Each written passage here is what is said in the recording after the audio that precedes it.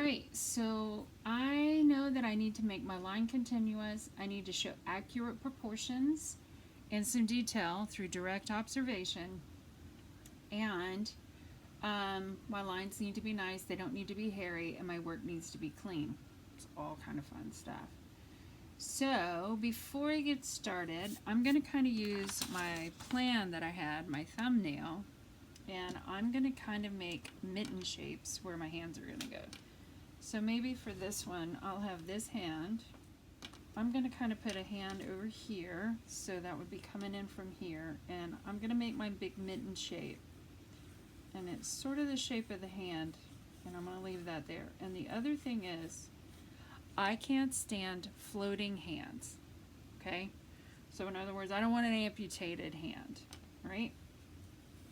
So this is where my hand is going to go, and you are going to do modified contour drawing, okay?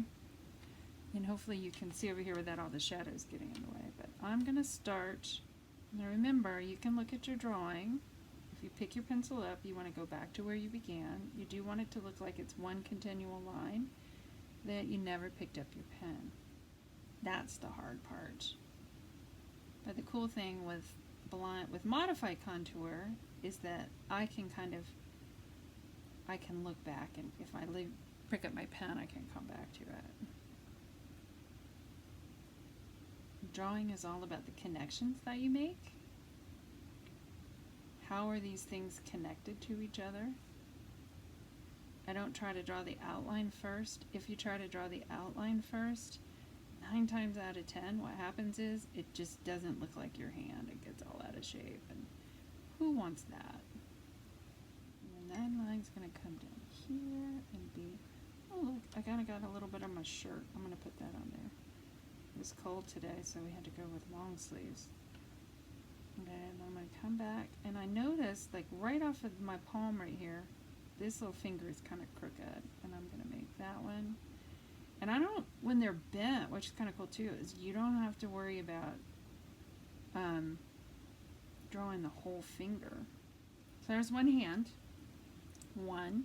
Okay, I'm going to come back to here, and I got a little bit of a hand kind of creeping in from the bottom. And I want to change my pose up just a little. Kind of see the way I'm doing it. Now I'm going to draw the mitten for its shape, and I'm only going to do part of this hand coming in. And I'm going to take it into that PowerPoint because it's much more interesting. Okay, that's how much space I'm going to take up with this. I'm not going to try and do the whole hand. Okay, so then, if this is where my thumb begins, that's where I'm going to start everything.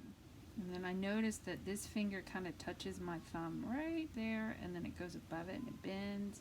Has a bend there. My knuckles. You can see those. And then my palm hits my thumb right here. Like, I know it goes underneath it, but that's as much as I can see, and that's where I'm going to stop. And then I'll pick up my continual line and come over here. And I notice that the knuckle for this finger is almost matched up with this knuckle, which is kind of a cool thing, and it wraps behind there. And then up here,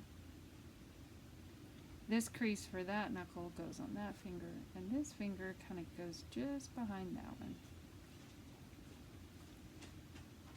And I'm going to follow my line, and I notice that my pinky is right beside it, and I can see just a little bit behind, but it's, so I'm going to follow my line in here again and get to the bottom of my thumb.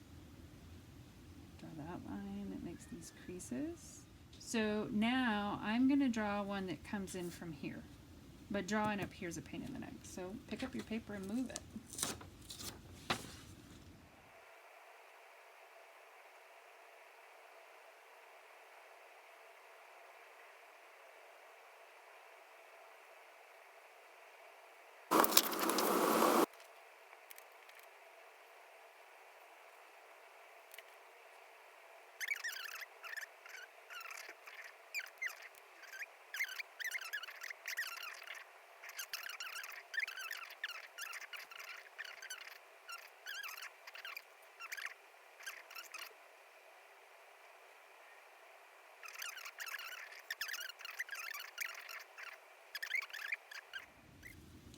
That's 1, 2, 3, 4.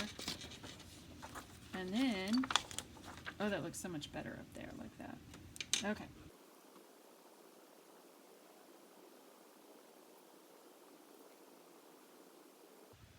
Okay, so my hand's going to fall off, and then I look here, and this part of my hand starts again over here. So you'd say, Miss Munson, that's not continual. You said I had to be continual. I wonder who that was. And that's A-okay.